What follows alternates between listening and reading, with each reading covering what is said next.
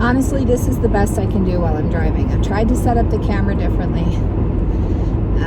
And this is just it. We just have to deal with this. I wanted to come on here very briefly because I'm having a shit tart of a day. I swore to myself I was going to try and do this without cursing. It's a craptastic day. It's a craptastic few days because I'm going through a lot. And I felt that it was appropriate to shoot a video while I'm in the middle of this maelstrom, because I know that so many of us go through these things and we don't talk about it and we don't share it. If somebody's lucky enough to have a therapist, this is beautiful. They take it to their journal, that's beautiful. You have a friendship circle, you have people that you trust that you talk about. This is a lovely thing. But many of us end up trying to work through things on our own. And then we don't even talk about the fact that it happened. And I just felt like you guys would benefit from me admitting all of this crap that I'm going through right now. My birthday, I felt like someone was ripping my nails off of the nail beds on my birthday, because I had to deal with beautiful, amazing, incredible Samantha, who started a fundraiser for us for the portion of our move that's upcoming, that is Wonderland, that is the art and the immersion event space, the museum for artist retreat. And I just had to face so many freaking fears about that, and so much overwhelm, in the sense of this old tape in my head about I should be able to do it on my own, and if I'm receiving help, it means I'm weak, it means I'm vulnerable, it means I can't do it all on my own, and I should be doing it all on my own. So there's shame there. What a crock of crap. And yet, very real. The tape's going off in my head. I'm doing battle with that, and then I'm watching things come through, and I'm like, oh my God, the people who are showing up, who are donating, there's like all of 10 people besides my family. And so then I start questioning myself, oh my God, have I sent the wrong message? Have I done the wrong thing? Have I shortchanged other people? Have I shortchanged myself that only 10 people are with me on this journey? Does it mean that I've screwed up somewhere? As much as I have taken so much joy in supporting other people and their causes, have I somehow let people down that they're not going to show up for me? So I was dealing on both. Like, it was hard for me to receive those who did come forward, and then those who didn't come forward, I'm like, oh my God, have I let them down? Have I done something wrong? So that was battle. And then I shit you not, just so you know that when it rains, it pours. The day of my birthday, we were stranded. The starter in my car went out. We had to call AAA. It had to be towed. We only have one car. It's 21 years old.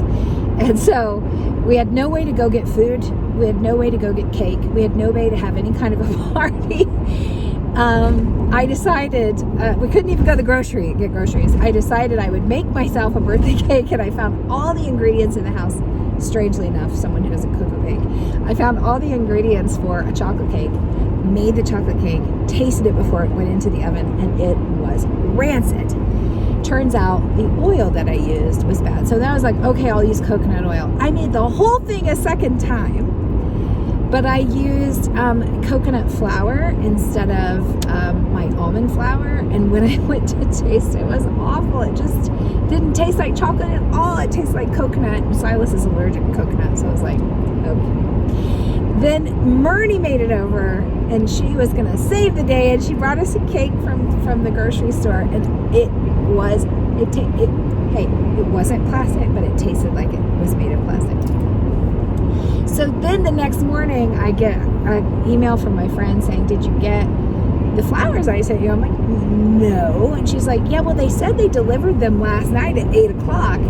I walk outside, and outside of our courtyard, out in the snow and the ice, there's a box. Not even on our doorstep, not even within the courtyard, there's a box. I take the package out. It is frozen, dead rainbow roses. Beautiful roses. Beautiful thought, beautiful human who sent them to me. They're dead. I bring them in, I put them in water. They all fall over as buds, as beautiful little buds. They all fall over dead. Like, ha, ha, ha. That's your birthday, bitch. And then as I'm walking back in with those frozen roses, I pass the very lovely frou-frou champagne that was put outside in the snow to get cold the day before because we didn't have a car to go get anything, and it's frozen solid. So the symbolism, the birthday is rife with symbolism. And today, I know, and by the way, I know, don't even fuck with me here. I know, white girl, white privilege, first world problems. I get it.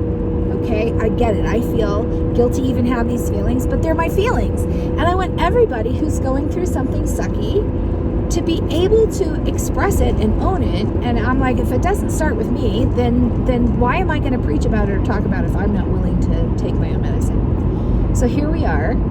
Today is actually the fulfillment of Christmas, because when we got back from the UK and we quarantined and blah blah, we couldn't have Christmas, and we really weren't in the mood anyway. We had a lot of work to do. So our family was going to get together for Christmas today. This is actually Christmas Day for us, and I have the worst freaking attitude. I have such a bad attitude. I do not know if it's hormones, but I would like to chalk at least 50% of it to hormones, because I can't really trace that it came from a particular bad idea or a bad energy. But all my nerves are raw. I feel like I have one nerve left, and someone is tap dancing on it, and I'm tense, and I just want to stay in my sweatshirt that's 21 years old with stains on it. I just want to stay in that, and maybe no pants, and do nothing, when all I could think about for the past few months was getting together with people and having a chance to love them and hug them and squeeze them and have a party. And here I am just wanting no part of it. So I say all that to say this. I'm fucking owning where I'm at. It's overwhelming. I'm raw. And I just felt like, since so much of what I post is wonder hunting and encouragement and love and surprise and inner child magic and juju, that I also live with this. Like, it's not this bad. It's rarely ever this twisted. But I do live with all these human emotions. And I was just saying to someone the other day, what kind of a world would we live in if we let ourselves have if we didn't think that emotions made you weak or bad or fallible or somehow incapable? If we just let ourselves have our emotions, it feels like it would be a storm. Storms pass. But when we tighten down and shame ourselves that we have emotions and tell ourselves we shouldn't feel the way we feel, and blame ourselves or look for someone else to blame, then the emotions can't pass. They lodge in our bodies and they become dis-ease, and they become other very uncomfortable, twisted things that cost us a lot of money and time and therapy and healing and exercise and body modalities, body work to try and shift. Medicines, coping mechanisms, you name it. So I just thought I'd put it out there. Yay me, happy fucking birthday. Yay me, Merry fucking Christmas. This is part of being real. I love you. I'll get through this. I'll come back and I'll tell you how I got through my shit show. All of the circumstantial stuff that I just explained to you really isn't the shit show. It's something going underneath that I'm working on, that it's about my value and how quickly I abandon my own worthiness, and how